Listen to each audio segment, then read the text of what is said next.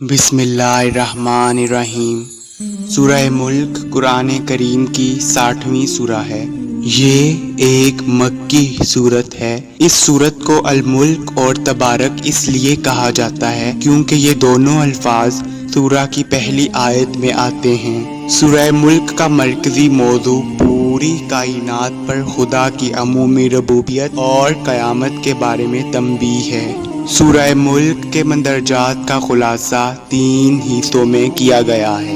इसका पहला हिस्सा दुनिया की इब्तदा, खुदाई सफ़ात, आसमानों और सितारों की तख्लीक, ज़मीन और इसकी अता करदा चीज़ों की तख्लीक, परिंदों और बहते पानी की तख्लीक, कान, आँख और आलात की तख्लीक पर मुश्तमिल है। इस सूरह का दूसरा हिस्सा आखिरत से मुतअल्लिक़ मौज़ूआत, जहन्नुम के अज़ाब और क़यामत के दिन जहन्नमियों की गुफ्तगू पर मुश्तमिल है, और इसका तीसरा हिस्सा दुनिया और आखिरत के मुख्तलिफ मसाइब के खिलाफ काफिरों और जालिमों की तनबीह पर मुश्तमिल है। सूरह मुल्क की 13वीं आयत के नज़ूल के मौका पर इब्ने अब्बास का कौल नकल किया गया है कि आयत उन मुशरिकों और मुनाफिकों से मुताल्लिक है जो रसूलुल्लाह सल्लल्लाहु अलैहि वसल्लम की तरफ झूठी बातें मंसूब करते थे और फिर एक दूसरे को खामोशी से बात करने की ताकीद करते थे ताकि रसूलुल्लाह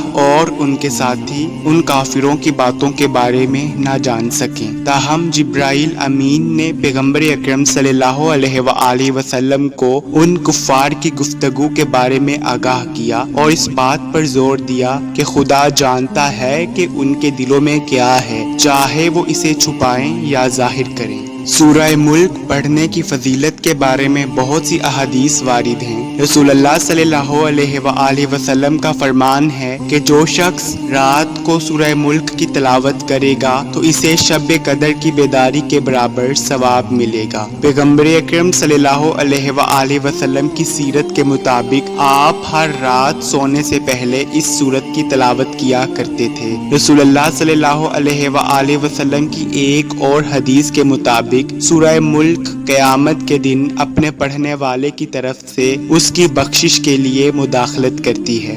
इमाम मोहम्मद बाकर अलैहिस्सलाम की एक हदीस के मुताबिक सूरह मुल्क कब्र की तकालीफ से बचाती है।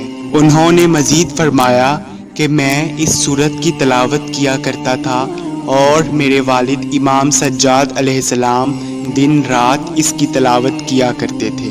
बाज़ अहादीस में इस सूरत की तिलावत से हिफाजत, बख्शिश, शफाअत, फशारे कब्र से निजात और मुर्दों की बख्शिश जैसे असरात बताए गए हैं।